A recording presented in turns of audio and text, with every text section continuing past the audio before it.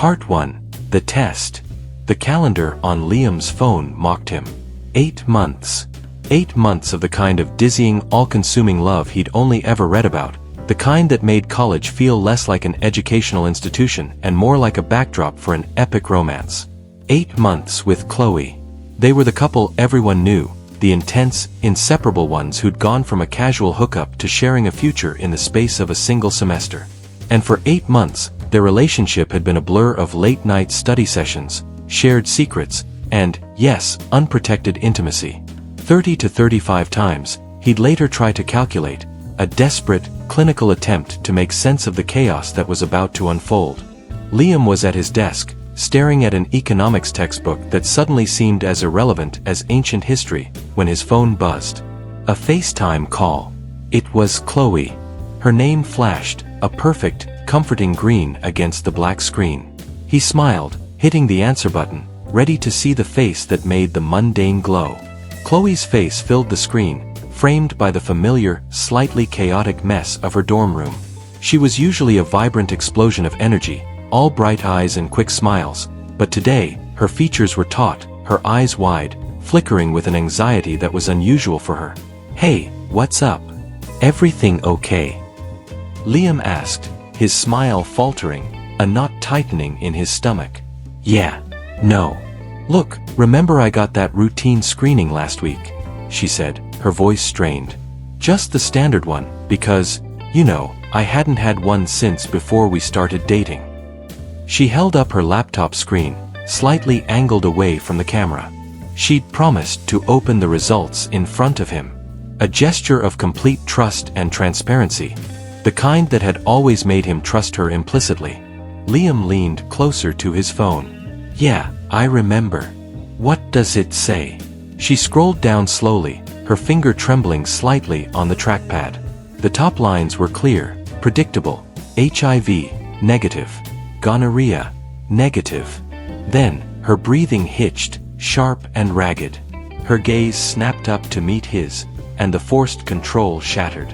Her eyes were suddenly huge, dark pools of fear. "Liam," she whispered, her voice barely audible, like a thread snapping. Can you just go to your room for a second? I need to tell you something, but..." The sudden demand for privacy, right after the initial, brave transparency, felt like a physical blow, a sudden drop in an elevator.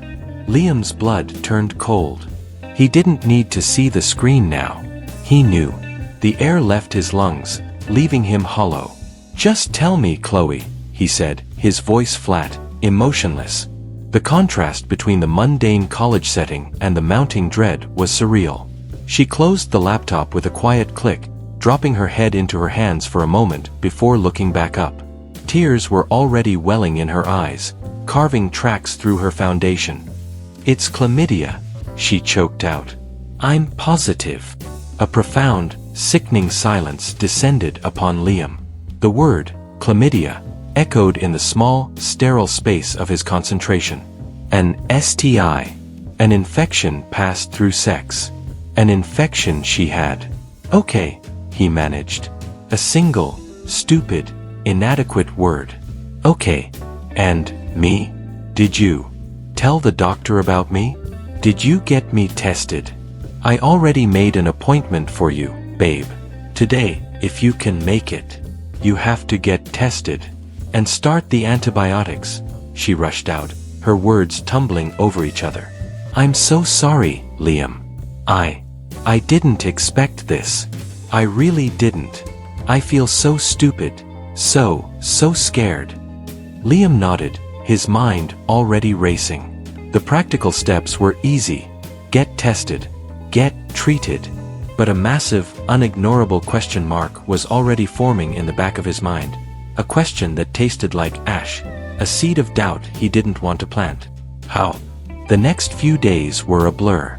The test was swift, clinical, and impersonal. The waiting, however, was agonizing. For 3 days, Liam felt like a ghost, moving through his college routine but mentally trapped in a high-security prison of mounting dread. He started the antibiotics immediately, a necessary precaution. He didn't want to ask the question. He really didn't. He didn't want to see the hurt, the fury, the betrayal of his lack of trust flash in her eyes. But he knew, with a terrible certainty, that if he didn't, the question would fester until it poisoned everything they had. "Chloe, I need to know," he said, the words heavy and slow over the phone late that week. "Know what, Liam?" Her voice was weary, already anticipating the accusation. She was still processing her own fear, her own shame. "Did you cheat?" The response was instantaneous, a sharp, wounded cry that made him flinch. "No, Liam. God, no. How can you even ask me that? We've been together for 8 months. I'm literally going through this with you, telling you everything. I'm sorry about the test, but I didn't cheat." He paused, letting the raw emotion in her voice wash over him. It sounded genuine, deeply, truly wounded. She even went to her friend about it, and her friend immediately said, "But how? You have been in a relationship for basically a year." Her innocence was supported by the people closest to her. Okay, I believe you," he said, though the phrase felt hollow. It was a lifeline he was clinging to, not a certainty. "But then how? How did you get it? Chlamydia doesn't just appear, Chloe. It's not a common cold." She took a deep, shaky breath, fighting for control. "I know, Liam. I know. The doctor said it's often asymptomatic, and it can lie dormant for a really long time. Look, I think it was the guy before you. Ben." Liam's chest tightened. He knew about Ben. She'd been open about her sexual past before they started dating. Her honesty was one of the things he cherished. She had a history, yes, and her friends had been shocked she'd committed to him, but that was ancient history. Ben was, he was sleeping around a lot. I hadn't been tested in between their timeline and when we started dating, she explained, the theory coming out in a rush. It makes sense. He was a mess. I blocked him a month into us, remember? He did remember. She'd done it voluntarily, a clear boundary, and had even told him when guys from her past tried talking to her, even if it was uncomfortable for him to hear. She didn't want to hide anything from him. All the pieces of her behavior pointed to complete devotion. She had a consistent, deep-seated moral opposition to infidelity, saying it had tore apart her family. Liam clung to the logic of her explanation. It made sense. It was plausible. It was the only way to reconcile the positive test result with the unshakable feeling that she was a good, honest woman. But then, the final, most baffling piece of the puzzle arrived, shattering the fragile peace he had built. Liam got his results via email 2 days later. He opened the file in his dorm room, his heart hammering against his ribs, praying for the positive result that would confirm his faith in her. A shared result, a shared problem. That was the logical conclusion. Result: negative. He stared at the screen. He reread the name. His name. The date. The test type. He refreshed the page, convinced it was a mistake. Result: negative. He called Chloe immediately. She was still waiting for her follow-up. "They said I'm negative," he whispered into the phone, his voice shaking not with relief, but with a sudden bone-deep terror. A silence stretched between them, heavier and darker than any they'd shared before. "That's great, Liam. That's amazing. You're clear." Chloe tried to sound enthusiastic, but her voice cracked, the strain of trying to believe it herself palpable. "No, Chloe, listen to me," he said, the words clipped and harsh. "We've had frequent, unprotected sex for 8 months. 35 times, at least. You have it, and I don't. How is that even remotely possible? We both tested twice and I was negative twice, and you were positive twice." This was the moment the logic broke. This was the chlamydia paradox. The math didn't add up. The statistics, he knew, were against it. The very basis of his trust, which had been buttressed by her honesty, was now under attack by biology.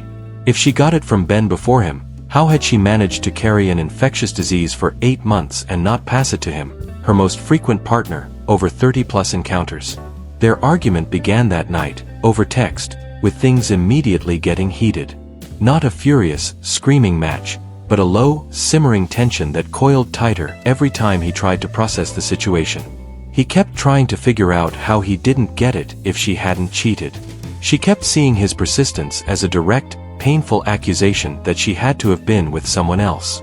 "I am so tired of you thinking I cheated," she eventually texted him, the digital barrier amplifying her exhaustion and pain. "I was crying almost every day at work because I thought you didn't believe me." Liam looked at the text, the raw, digital pain. He was torturing her. She had been very open with him about this, didn't try to hide that her second test came back positive. She was answering any question he had for her, even if he had already asked them many times.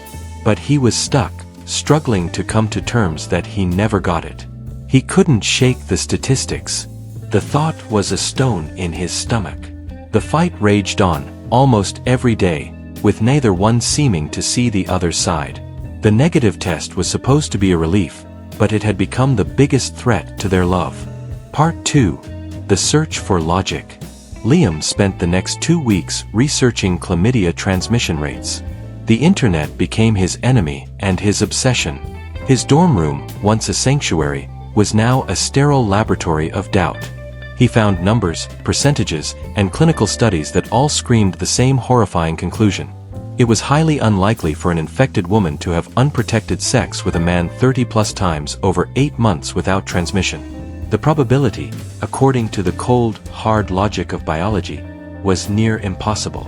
He felt like a frantic detective in his own life, desperate for a shred of evidence to support the narrative he desperately wanted to believe. Chloe is innocent. He was hunting for scientific anomalies, loopholes that could justify the paradox. The arguments kept happening, fueled by his internal struggle. Every conversation felt like a cross-examination. He was looking for loopholes, scientific impossibilities. She was looking for compassion and trust. "Tell me about the antibiotics, Chloe," Liam asked one night, his voice devoid of emotion, like an interrogator addressing a witness. "When exactly did you start them? Could they have temporarily suppressed the bacteria in my system and cleared me? Is that a thing? Did I just get lucky with the timing?" "Liam, we both took them," she cried out, her frustration boiling over.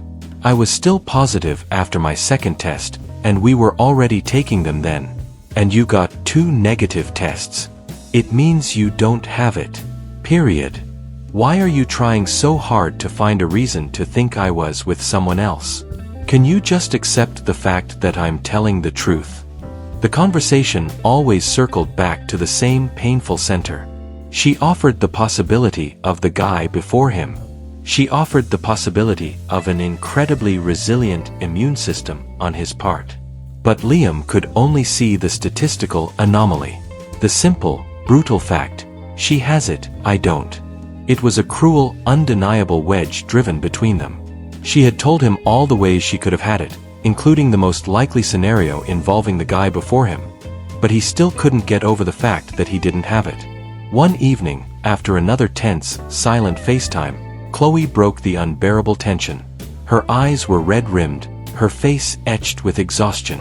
"You can check my phone, Liam," she said quietly, her voice flat with resignation. "If it helps. Check whatever you want. I have nothing to hide from you." Liam hesitated. He didn't want to be the boyfriend who demanded a phone check. It felt like the ultimate admission of mistrust, a gross violation of privacy. But the temptation, the need for proof that she hadn't betrayed him, was overwhelming. It was the only way to silence the cold, statistical whispers in his head. He drove to her dorm. He took her phone and went through it, slowly, deliberately. Texts, DMs, calls. Nothing. No secretive conversations, no frantic deleting. Then he went into her search history. He started with the date she first found out, the day she opened the results in front of him, and again, the day she got her second, confirming test results. The searches were heartbreaking. She had looked up things like, can chlamydia lie dormant for 8 months? Chlamydia positive and boyfriend negative statistics. What if my boyfriend doesn't have chlamydia but I do and I didn't cheat? The searches weren't about hiding anything. they were about proving her innocence to herself and to him. She was searching in a manner that said she did not cheat. She was just as desperate for a logical explanation as he was. This was the turning point. Seeing her private, agonizing search for an answer was more powerful than any tearful denial. "I really do not think she did cheat," Liam concluded, finally feeling a shift, a softening in his rigid scientific skepticism. All of her behavior pointed to her never having cheated. A week passed in fragile truce. Liam was trying to reflect on how he had responded, acknowledging that his constant questioning was not only painful to her but was also unproductive. Things got a bit better, but the thought, the dark whisper of the paradox, still had not left. They were on a quiet video call, having a normal, healing conversation, when Chloe dropped the next piece of information. It was casual, almost a side note, but it slammed into Liam's newfound peace like a stone. "You know," she said, looking down, fiddling with the sleeve of her shirt, "I don't even like talking about this, but I just noticed I don't have as much discharge as I was having before the treatment. Maybe that was a symptom I didn't realize I had." Liam froze. She had never mentioned a symptom. The doctor had said it was largely asymptomatic. But now, after treatment, she was noticing a change. The discharge could have been a subtle sign of the infection, present during their entire relationship, supporting her long-term timeline. His detective brain kicked back in, instantly overriding his recent attempts at empathy. He needed to know if this new detail supported her case. "Wait," he said, leaning into the camera. "Did you have more discharge than now for the entirety of our relationship?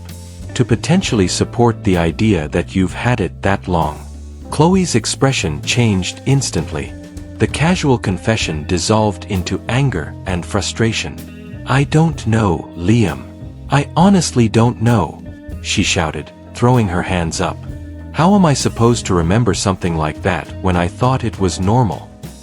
Liam pressed on, driven by his cold, relentless need for a complete picture. "Okay, but did it smell different? Maybe that's what made you think it was just normal before." That was too far. Chloe's face crumpled with offense and shame. "That's disgusting, Liam. I'm not going to sit here and talk about how my discharge smells. God, that's so offensive. I'm very insecure about down there and I don't like when others comment on it." Liam backed off immediately, realizing his mistake. His cold, clinical need for data had just trampled over her most profound insecurity. A few minutes later, she messaged him, apologizing. She said she was just very insecure about down there, and didn't like when others commented on it. She apologized for yelling, but the damage was done. Liam was left with a new, unsettling dilemma. Is she doing a trickle truth, or is her reaction just genuine? Like, her response about the discharge obviously would weaken her case. A symptom could signal a more recent infection, yet she still told him. That act of voluntary disclosure signaled truth to him, but her extreme defensiveness when questioned made it hard to tell.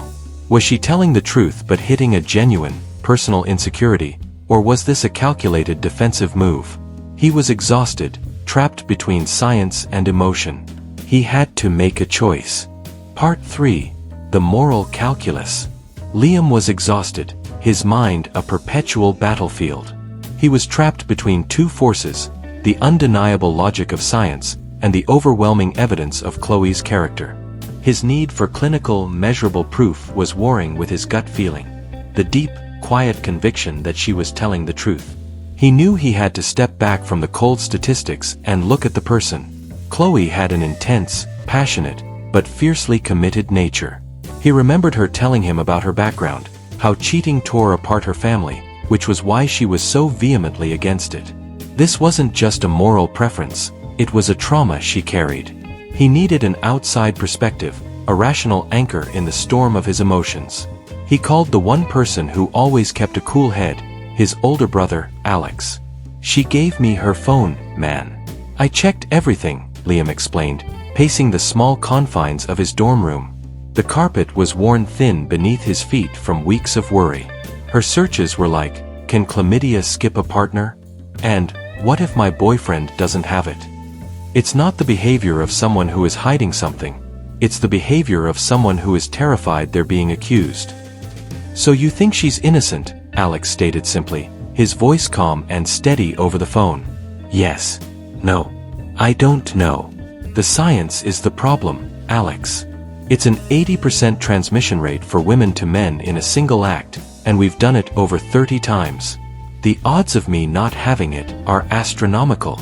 It screams a recent infection, a tiny, cruel window of exposure that just happened to miss me. Or, Alex interrupted gently, his tone firm, the odds are just what they are, Liam. Low, but not zero. Think about the flip side. What are the odds that a girl who blocks an ex, tells you when guys text her, shares her 24/7 location with you, and breaks down in front of you on FaceTime is a master manipulator who risked everything for a quick hookup? Liam stopped pacing, the floor suddenly feeling solid beneath his feet. He thought about the location sharing. They were separated often due to his age. She could go to bars, he rarely went out with her. On the 20 to 25 times they didn't sleep in the same bed all year, it was usually because he said he had an exam and needed to sleep early, and she would text him when she got home. She gave him access to her life, no questions asked, a consistent policy of non-secrecy. You're right, Liam admitted, rubbing his tired eyes. The risk-reward calculation doesn't make sense for a cheater. She had voluntarily blocked the person she likely got it from a month into our relationship. And all of her friends were shocked when we started dating because nobody thought she would commit. She even had a panic attack when she realized she really liked me. So, what's the real problem, Liam? Alex asked, drilling to the core of the matter. Is it the cheating, or is it that you can't live with the thought that your relationship is a statistical outlier? That you have to accept the rare, strange possibility that she had it from the ex, and you just got lucky? The question hung heavy in the air, weighted with the truth. Liam realized the truth. He was clinging to the paradox because it was the only way to avoid the terrifying conclusion that his trust had to be absolute. If he accepted the science was wrong, or that he was merely the exception to the rule, he had to accept that his gut feeling about Chloe was right. He had to move past the obsessive need for clinical proof. He thought back to her initial defensiveness. She was angry at his accusation, not at being caught. She was very defensive initially and would just be mad at him for accusing her of cheating. It was only after a few days she was more open about his questions, though she was still annoyed. Yet, she had been consistent in saying she did not cheat, and that she believed she got it from one of the two partners before him. She even let the one who was still in her friend group know that he should be tested. He had tortured her with his relentless questioning. She had provided all the answers she could. She had given him her phone. She had apologized for her outburst. She was doing everything an honest, cornered person would do. That night, Liam drove back to Chloe's place. He didn't text or call ahead. He just showed up, a silent testament to the gravity of the decision he had made. He found her curled up on her small sofa, scrolling through her phone, looking pale and weary. She looked up, and a flicker of fear crossed her face, bracing herself for the next round of interrogation. Liam walked over to her. He didn't sit down. He took her hand and simply held it, looking into her exhausted eyes. "I'm sorry," he whispered. "I'm sorry I kept asking. I'm sorry I hurt you. I'm sorry I made you cry every day at work. I believe you." He paused, letting the words sink in. He had to be clear. This wasn't a temporary truce. This was the end of the argument. "I looked at the searches. I thought about the location sharing. I thought about Ben. I thought about what you said about your family," he continued, his voice thick with realization. "The numbers, they don't matter. I'm choosing you, Chloe. I'm choosing trust over the math. I'm choosing trust over the statistics." Tears streamed down her face instantly. Not tears of sadness, but of overwhelming relief. The dam she had been holding back for months finally broke. "Thank you, Liam," she choked out, standing up and wrapping her arms around him, gripping him tightly. "Thank you. It's been so hard, feeling like you were always waiting for me to slip up, always waiting for the lie. I know, and I was wrong. I'm going to let it go. It's time to move past this, he said, holding her close. We need to focus on us now. On getting healthy. On being together. He realized in that moment that the solution to the paradox wasn't finding a scientific explanation. It was simply choosing to believe in the integrity of the person he loved. They had survived the immediate crisis. They had survived the weeks of fighting. The shadow was still long, but for the first time, Liam saw a future where they could walk out of it together. Part 4. The final truth and moving forward. The months that followed were not magically perfect, but they were real. Their relationship began the slow, arduous process of healing. The arguments stopped, replaced by difficult but ultimately productive conversations. The shadow of the paradox started to recede, replaced by the quiet, enduring warmth of their genuine connection. Liam had chosen to trust, and that choice allowed them to move forward. Chloe finished her full course of antibiotics and eventually got a clear bill of health. They were cautious, getting routine checkups together, but the immediate health crisis was over. The emotional crisis, however, had left scars that communication slowly started to stitch up. Liam focused on reflecting on how he had responded, and things got better, gradually. The thought still had not entirely left, but he was learning to manage the anxiety, to push back against the constant need for proof. Then, 6 months later, an ordinary, mundane task brought the long-awaited resolution. They were moving out of their separate college dorms and into their first off-campus apartment together. It was a chaotic, dusty mess of forgotten textbooks and random boxes. Chloe was sorting through a box of old college notes and forgotten papers when she let out a sharp gasp.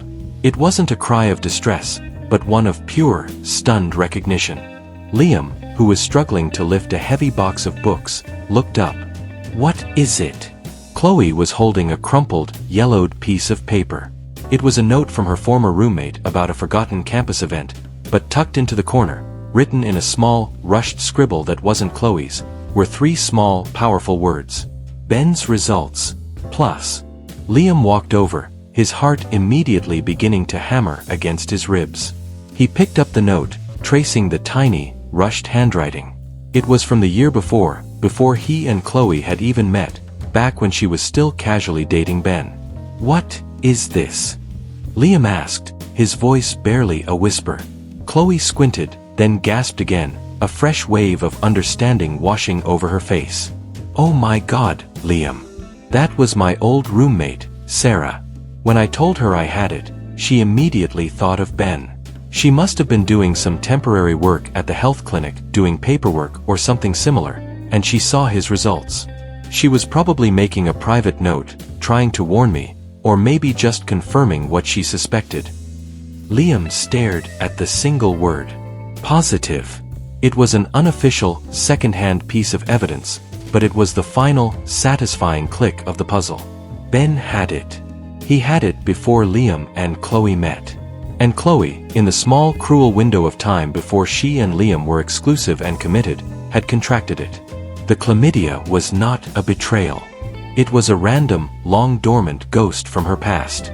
The timing, the asymptomatic nature in Chloe, and the statistical long shot of Liam remaining negative, the paradox, was finally resolved, not by science, but by a fortunate accident of housekeeping. They contacted Ben one final time, but he was defensive and dismissive, denying everything. He hadn't bothered to get tested or treated, which only solidified their conclusion about his irresponsible behavior. But it didn't matter what Ben said.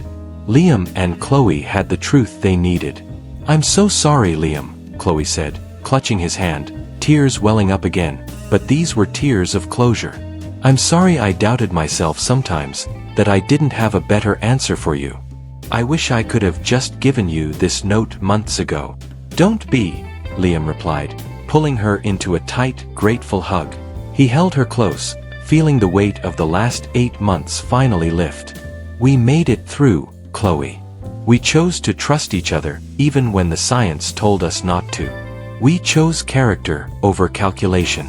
That's a better foundation for our life together than any negative test result could ever be." The experience had forced them to grow up fast, to communicate with excruciating honesty, and to choose love over fear. The pain was real, the arguments were exhausting, but the moral integrity of their relationship, their commitment to radical honesty, had not only survived the fire but had been forged stronger by it. They resumed unpacking, this time with a comfortable, shared silence that felt truly earned.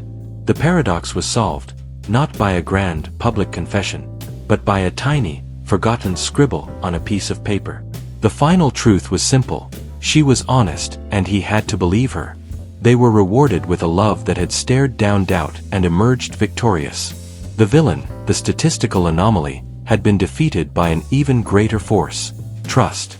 Their future apartment, their future lives, now felt truly clean, truly open, and truly theirs.